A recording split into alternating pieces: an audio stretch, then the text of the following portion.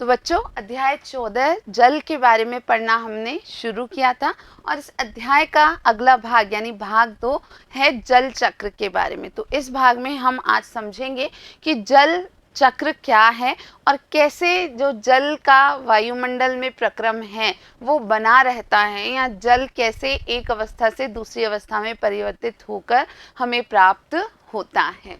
तो बच्चों इसको जानने के लिए यानी जल चक्र को जानने के लिए हमें सबसे पहले समझना होगा बादल बनने की प्रक्रिया को, यानी बादल वास्तव में कैसे बनते हैं। तो बच्चों यहाँ आपको एक छोटा सा काम करना है, छोटा सा क्रियाकलाप करना है। आप सभी बच्चे इसे आसानी से कर सकते हैं कि एक जल से आधा भरा गिलास आपको लेना है। इस गिलास को बाहर से सूखे कपड़े से पोंछ लेना है। आप अच्छे से इसे पोंछ लीजिए और उसके बाद जल में आपको क्या डालना है, कुछ बर्फ डालनी है, जैसे यहाँ डाल के दिखाई गई है कि आप जल को पहले पानी से आधा भर लीजिए और फिर इस जल में आपको थोड़ी सी बर्फ डालनी है। आपने पहले इस गिलास को बाहर से अच्छे से कपड़े से पोंछ लेना है। अब देखिए, जब आप 1 या 2 मिनट तक प्रतीक्षा करेंगे यानी बर्फ डालने के बाद आप कुछ मिनट रुकेंगे, तब आप क्या देखेंगे कि गिलास की बाहरी सतह पर जल की बूंदें नजर आने लगती हैं। आपने बाहर कोई जल नहीं डाला है, गिलास की बाहर की सतह पर आपने कोई पानी नहीं डाला है, लेकिन गिलास के अंदर जल था और उसके अंदर आपने साथ में थोड़ी बर्फ डाल दी है और कुछ समय में आपको गिलास की बाहर की सतह पर कुछ जल की बूंदें नजर आने लगती हैं। ये कहाँ से आती हैं? तो वास्तव में इसे समझना है हमें, तब हम बादल बनने की प्रक्रिया को भी समझ पाएंगे।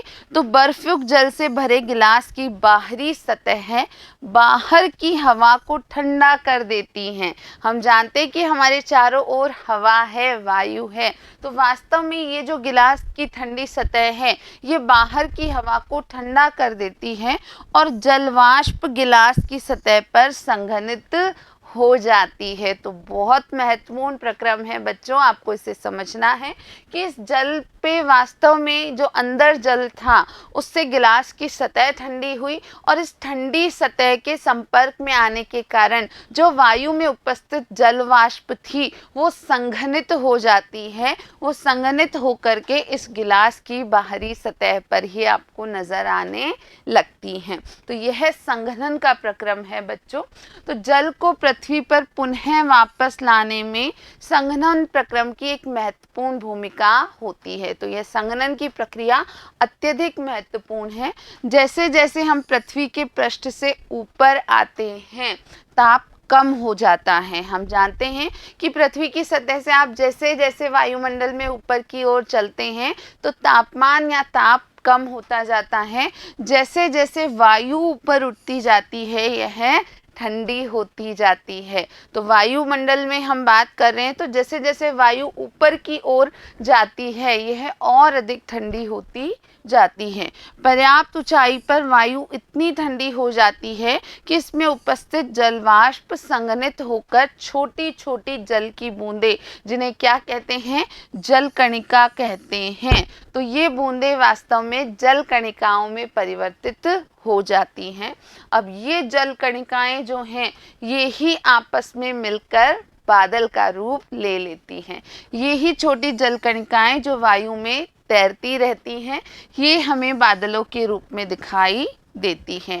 आप समझें इस चीज़ को कि जैसे जैसे पृथ्वी से सतह से ऊपर जाते हैं तापमान काफ़ी कम होता जाता है, तो ऊपर जाते जाते वायु अत्यधिक ठंडी हो जाती है और ठंडी होने के साथ साथ संघनन का प्रक्रम बढ़ता है, जिसके फलस्वरूप जल कणिकाएं बनती हैं और ये जल कणिकाएं ही आपस में मिलकर बादल का रूप ले लेती हैं और हमें बादल के रूप में नज़र आती हैं। इस प्रकार बनी हुई बहुत सी जल कणिकाएं आपस में मिलकर एक बड़े आमाप की जल की बूंदें बनाती हैं जिन्हें हम बादल कहते हैं। इनमें से कुछ जल की बूंदें इतनी भारी हो जाती हैं कि वे नीचे की ओर गिरने लगती हैं। तो महत्वपूर्ण ये है कि अब ये जो जल की बूंदें हैं वो बहुत भारी होने के कारण धीरे धीरे विशेष समय आने पर नीचे की ओर गिरने लगती हैं और इन गिरती हुई बूंदों को ही हम क्या कहते हैं, वर्षा कहते हैं बच्चों। और आप सभी ने बारिश होते हुए, वर्षा बरसते हुए ज़रूर देखी है। विशेष परिस्थितियों में ये ओले या हिम के रूप में भी गिर सकती हैं। हम पहले भी एक अध्याय में इस चीज़ को जान चुके हैं कि जो बहुत ठंडे स्थान होते हैं उन स्थानों पर आपको बारिश में या वर्षा के दौरान ओले या हिमपात होता हुआ नजर आ सकता है। इस प्रकार वाष्पन तथा वाष्पोत्सर्जन द्वारा जल वायु में चला जाता है, बादल बनते हैं और वर्षा, ओले तथा हिम के रूप में जल पुनः धरती पर वापस आता है। तो जल की जो अलग अलग स्रोत हैं, जैसे तालाब, झरने, समुद्र है, कुएं हैं, इन सभी से वाष्पन द्वारा और जो हमारे पेड़ पौधे हैं उनसे वाष्पोत्सर्जन की प्रक्रिया के द्वारा जल वायुमंडल में चला जाता है और इस जल से ही वास्तव में बादल बनते हैं और फिर बादलों से वर्षा के रूप में, ओलों के रूप में या हिम के रूप में ये जल पुनः हमें सतह पर प्राप्त हो जाता है। तो ये हुआ वास्तव में जल का चक्रण। अब पुनः महासागरों की ओर ये जल कैसे आता है ये आपको समझना है। वर्षा तथा हिम के रूप में भूमि पर गिरा अधिकांश जल अंततः कहाँ चला जाता है, महासागरों में वापस चला जाता है। ये बहुत सारा जल जो बारिश के रूप में, हिम के रूप में या वर्षा के रूप में हमें धरती पर मिला है, वो वास्तव में कहाँ चला जाता है, अंततः महासागरों में ही चला जाता है। पर्वतों पर हिम पिघलकर जल बन जाती है। यह जल पहाड़ों से झरनों और नदियों के रूप में नीचे गिरता है। आप यहाँ चित्र में देख पा रहे हैं कि पहाड़ों से ये जल झरनों के रूप में, नदियों के रूप में धीरे धीरे नीचे आता है। कुछ जल जो वर्षा के रूप में भूमि पर गिरता है वह भी नदियों और झरनों के रूप में ही बह जाता है। तो ये जल के चक्रण की हम बात कर रहे हैं। अधिकांश नदियां भूमि पर लंबी दूरी तय करती हैं। आपने देखा होगा या सुना होगा कि बहुत लंबी लंबी नदियां होती हैं, तो अधिकांश नदियां काफ़ी लंबी दूरी तय करती हैं और अंततः किसी समुद्र या महासागर में गिर जाती हैं। तथापि कुछ नदियों का जल झीलों में भी बह जाता है। तो अंततः जो जल हमें वर्षा के रूप में प्राप्त हुआ वो नदियों, झरनों आदि के द्वारा महासागरों तक पहुंच जाता है। वर्षा का जल भी झीलों तथा तालाबों को भर देता है। तो आपको ध्यान रखना है कि ये जो वर्षा का जल है इससे झील और तालाब भर जाते हैं और इसका कुछ भाग भूमि द्वारा सोख लिया जाता है और मृदा में विलुप्त हुआ प्रतीत होता है। तो कुछ भाग जो सीधे प्रत्यक्ष रूप में भूमि के अंदर चला जाता है, ऐसा लगता है कि भूमि द्वारा सोख लिया गया है, वो वास्तव में हमें लगता है कि मृदा में विलुप्त हो गया है। इस जल का कुछ भाग वाष्पन तथा वाष्पोत्सर्जन द्वारा पुनः वायु में ही चला जाता है। अब हम जानते हैं कि जो अलग अलग सतहें हैं, धरती की सतहों से पानी वाष्पन द्वारा पुनः वायुमंडल में चला जाता है। शेष जल धीरे धीरे भूमि के नीचे ही रिसता रहता है। तो यह बात हुई पूरे जल चक्र की। इस जल का अधिकांश भाग हमें भौम जल के रूप में उपलब्ध हो जाता है। तो जो वर्षा का जल धीरे धीरे भूमि के अंदर रिसता जाता है वही जल हमें भौम जल के रूप में प्राप्त हो जाता है। कुओं का भरण भौम जल से ही होता है। जो भी कुएं आप आसपास देखते हैं उनमें पानी जो भरता है वो वास्तव में भौम जल के फलस्वरूप ही भरता है। इसी प्रकार कुछ झीलों के जल का स्रोत भी भौम जल यानी भूमि के अंदर गया जल ही होता है। हैंडपंप या नलकूप से खींचा गया जल भी भौम जल से ही आता है। आपने ज़रूर हैंडपंप देखे होंगे, नलकूप देखे होंगे। तो जो जल हमें हैंडपंप और नलकूप से प्राप्त हो रहा है वह जल भी वास्तव में भौम जल द्वारा ही प्राप्त हो रहा है। जिन क्षेत्रों में अधिक हैंडपंप या नलकूपों का उपयोग होता है, ध्यान रखेंगे बच्चों कि कुछ क्षेत्र हमारे देश में ऐसे हैं जहां बहुत ज़्यादा हैंडपंप या नलकूपों का उपयोग होता है। वहां पर भौम जल प्राप्त करने के लिए हमें गहरी खुदाई की आवश्यकता होती है और इस कारण से कुछ स्थानों पर भौम जल का स्तर भी काफ़ी अधिक नीचे नीचे गिरता जा रहा है और यह एक चिंता का विषय है कि हमारे देश के कई सारे भागों में भूमि जल या भौम जल का स्तर अत्यधिक संकटमय स्थिति में जा चुका है। आगे देखते हैं बच्चों। अब हम ये जान चुके हैं कि भूमि की सतह पर वर्षा रूपी जल ओलों और हिम के रूप में महासागरों में वापस पहुंच जाता है।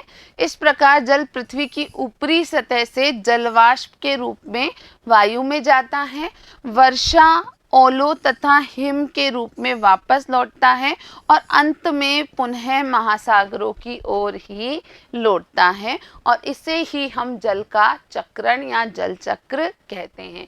तो आप यहाँ देख सकते हैं चित्र में बच्चों कि ये समुद्र से, तालाब आदि से जल जो है वो धीरे धीरे वाष्प के रूप में ऊपर जाता है और ये संघनित होकर के बादल का रूप ले लेता है और फिर बादल से पुनः वर्षा के रूप में, हिम के रूप में, ओलों के रूप में यह जल नीचे धरती पर पहुंचता है। कभी कभी सीधे ही कुछ जल आप जानते हैं कि झरनों में, तालाबों में, नदियों में, महासागरों में जाता है। उसके अलावा कुछ जल जो है वो धरती की जो सतह है वहाँ अंदर चला जाता है, उस सतह से नीचे की ओर चला जाता है और वाष्पन की प्रक्रिया द्वारा और इसके अलावा पौधों की वाष्पोत्सर्जन की प्रक्रिया द्वारा पुनः यही जल आपके वायुमंडल में चला जाता है। तो जल के इस प्रकार के चक्रण करने को ही क्या कहते हैं? जल चक्र कहते हैं। समुद्र तथा भूमि के बीच यह जल चक्र एक निरंतर प्रक्रम है। यह भूमि पर जल की आपूर्ति को बनाए रखता है। तो यह जल चक्र वास्तव में हमारे लिए बहुत महत्वपूर्ण है। इसी जल चक्र के फलस्वरूप हमें हमारे उपयोग के लिए जल प्राप्त हो पाता है। अब हम एक स्थिति देखेंगे कि यदि भारी वर्षा हो तो क्या होगा। तो बच्चों सोचना ये है कि बहुत ज़्यादा वर्षा हो, वर्षा होती ही जा रही है, बहुत भारी वर्षा हो रही है, तो उसके क्या परिणाम हो सकते हैं। हमारे देश में अधिकांश वर्षा मानसून के मौसम में होती है। आप सभी जानते हैं कि जो बारिश है वो एक विशेष मौसम में होती है और हमारे यहाँ उसे मानसून के नाम से जाना जाता है। विशेषतः गर्मी के गर्म दिनों के बाद वर्षा हमें काफ़ी राहत प्रदान करती है। बहुत गर्मी होने के बाद में वर्षा का मौसम आता है, मानसून आता है और गर्मी से हमें राहत प्रदान करता है। बहुत से फसलों का बोया जाना मानसून के आने पर ही निर्भर करता है। हम जानते हैं कि हमारे देश में अलग अलग फसलें बोई जाती है और कई सारी फसलें वास्तव में मानसून पर ही निर्भर करती हैं, परंतु भारी वर्षा से बहुत सी समस्याएं उत्पन्न हो सकती हैं। तो यद्यपि वर्षा महत्वपूर्ण है, लेकिन अत्यधिक वर्षा होने पर, भारी वर्षा होने पर कई सारी समस्याएं उत्पन्न हो सकती हैं। भारी वर्षा से नदियों, झीलों और तालाबों का जल स्तर बढ़ सकता है। आप यहाँ चित्र में भी देख रहे हैं कि बारिश बहुत ज़्यादा हो रही है। यहाँ सामान्य रूप से हम ये स्थिति देखते हैं कि बारिश में हमारे पैर भीगे हुए हैं, पूरे पानी पानी भरा हुआ है सब जगह। लेकिन यहाँ आप देखो कि जब बारिश होती ही जा रही है तो लोग बहने लगते हैं, घर बहने लगते हैं, सारे सामान बहने लगते हैं और इस स्थिति को हम बाढ़ का नाम देते हैं। तो ऐसा होने पर जल एक बड़े क्षेत्र में फैलकर बाढ़ का कारण बन सकता है। यह खेतों, वनों, गांवों और शहरों को पूर्णतः जलमग्न कर सकता है। हमारे देश में बाढ़ से फसलें, पालतू जानवर, संपदा तथा मानव जीवन की अपार क्षति होती है। आप यदि समाचार पत्र को पढ़ते हैं या कुछ समाचार सुनते हैं तो आपने यह अवश्य सुना होगा कि किसी विशेष वर्ष में हमारे देश के विशेष क्षेत्र में बाढ़ आई और बहुत ज़्यादा संपदा को नुकसान होता है, जीवन को, यानी कई सारे व्यक्ति, कई सारे जानवर, कई सारी फसलें आदि नष्ट हो जाते हैं, बर्बाद हो जाते हैं। तो बच्चों ये बात हुई भारी वर्षा की। अब दूसरी जो स्थिति है कि यदि लंबे समय तक वर्षा ना हो तब क्या होता है, काफ़ी समय तक वर्षा ना हो तो क्या होगा। यह स्थिति भी एक अच्छी स्थिति नहीं मानी जाती। हम जानते हैं कि वर्षा के द्वारा ही हमें जल प्राप्त होता है, तो वास्तव में वर्षा अत्यधिक महत्वपूर्ण है। तो वर्षा यदि न हो तो भी नुकसान ही होगा। तो वर्षा के न होने पर मृदा पूरी तरीके से सूख जाती है, क्योंकि मृदा में धरती की सतह में नमी बनाए रखने का कार्य वर्षा द्वारा ही किया जाता है। तालाबों और कुओं में जल का स्तर गिर जाता है और उनमें से कुछ सूख भी जाते हैं। यदि लंबे समय तक वर्षा न हो तो तालाब और कुओं में जल का स्तर बहुत ही नीचा हो जाता है, यहाँ तक कि काफ़ी तालाब और कुएं सूख जाते हैं। भौम जल में भी कमी हो जाती है, तो भूमि जल के स्तर में या भौम जल में भी अत्यधिक कमी हो जाती है।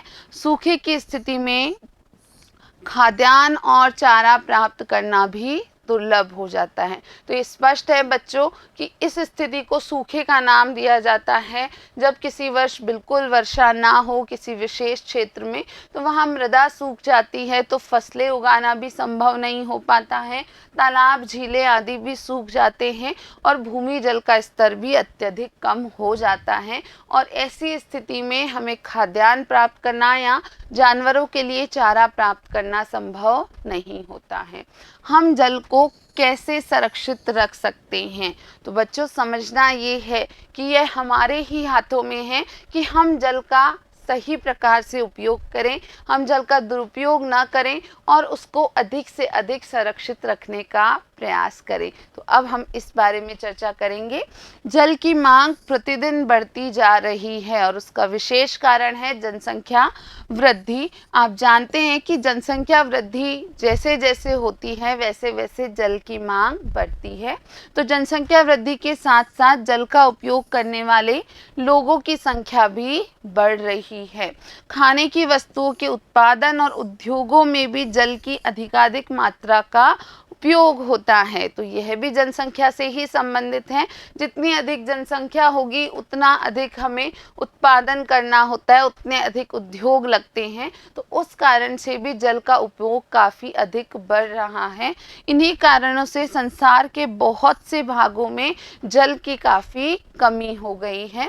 यह आवश्यक है कि जल का विवेकपूर्ण उपयोग किया जाए, हम सावधानी बरतें जिससे जल व्यर्थ ना हो। तो आप अपने दैनिक क्रियाकलापों में इस बात का अवश्य ध्यान रखें कि जल का संरक्षण करने में, जल को बचाने में आपका भी महत्वपूर्ण योगदान है। आप स्वयं भी जल का किफ़ायती रूप से उपयोग करें और अपने परिवार के लोगों को भी ऐसा करने की सलाह अवश्य दें। इसके अलावा जल को संरक्षित रखने के लिए हम वर्षा जल का संग्रहण कर सकते हैं। तो वर्षा जल का संग्रहण कैसे किया जाता है इसके बारे में चर्चा करेंगे। वर्षा के जल को एकत्र करना और उसका भंडारण करके बाद में प्रयोग करना, यानी जो वर्षा द्वारा, बारिश द्वारा जल हमें मिल रहा है उसे इकट्ठा कर लेना और उसका भंडारण के बाद उसे आवश्यकता पड़ने पर प्रयोग करना जल की उपलब्धता में वृद्धि करने का एक महत्वपूर्ण उपाय है। इस उपाय द्वारा वर्षा के जल एकत्र करने को वर्षा जल संग्रहण कहते हैं। वर्षा जल संग्रहण का मूल मंत्र यह है, जल जहाँ गिरे वहीं एकत्र कीजिए। तो ये मूल मंत्र आप अवश्य ध्यान रखेंगे कि जल जहाँ गिरे उसे वहीं एकत्र कर लीजिए और इसी तरीके से हम वर्षा जल का संग्रहण कर सकते हैं। अब वर्षा जल संग्रहण की दो मुख्य तकनीकें हैं। पहली है कि छत के ऊपर वर्षा जल संग्रहण कर पाना। इस जल को भंडारण टैंक में एकत्रित करने के स्थान पर सीधे ही पाइपों द्वारा जमीन में बने किसी गड्ढे तक ले जाया जाता है। देखिए यहाँ पर ये बारिश हो रही है, ठीक है, यहाँ जल एकत्र हुआ इस स्थान पर, छत पर, यहाँ से एक पाइप लगाया गया है और इस पाइप से सीधे ही जल को एक विशेष गड्ढे में ले जाया जा रहा है और इस तरीके से भौम जल की पुनः पूर्ति हो पाती है। तो सीधे ही छत पर एकत्रित जो पानी है या जो हमें वर्षा द्वारा पानी प्राप्त होता है, इसे जमीन में बने किसी गड्ढे तक ले जाना या पहुंचा देना ही यहाँ पर भौम जल की पूर्ति करने का एक महत्वपूर्ण तरीका हो सकता है। दूसरा विकल्प है कि सड़क के किनारे बनी नालियों द्वारा एकत्र एकत्रित वर्षा का जल भूमि में सीधे ही पहुंचने दिया जाए। हम जानते हैं कि सड़क के किनारे किनारे नालियां बनी हैं, उन नालियों में वर्षा का जल बहता है, तो उस जल को एकत्रित करके सीधे भूमि में पहुंचा दिया जाए। यह भी वर्षा जल संग्रहण का एक महत्वपूर्ण तकनीक या तरीका हो सकता है। तो बच्चों, इस अध्याय में हमने जल के बारे में काफ़ी सारी चीज़ें जानी। जल आपके लिए कितना महत्वपूर्ण है, जल का वायुमंडल में चक्रण कैसे होता है या जल चक्र क्या है, आपने ये सारी बातें इस अध्याय में सीखी है। साथ ही साथ बच्चों, आपको ध्यान रखना है कि जल को एक महत्वपूर्ण संपदा मानिए, जो कि हमारे लिए बहुत आवश्यक है, और इसका संरक्षण करना, इसका सही तरीके से उपयोग करना भी अत्यधिक आवश्यक है। और आप बच्चे इस कार्य को करने में बहुत महत्वपूर्ण योगदान दे सकते हैं। तो आप अपने दैनिक क्रियाकलापों में स्वयं भी बहुत किफ़ायती रूप से नलों को बंद कीजिए, पानी को व्यर्थ ना बहाइए, और अपने परिवार के जो सदस्य हैं या आसपास जो अन्य लोग हैं उन्हें भी ऐसा ही करने की सलाह दीजिए। तो बच्चों, आज के इस अध्याय में इतना ही। अगले भाग में हम इस अध्याय के अभ्यास प्रश्नों को हल करेंगे। वीडियो देखने के लिए आप सभी का बहुत बहुत धन्यवाद।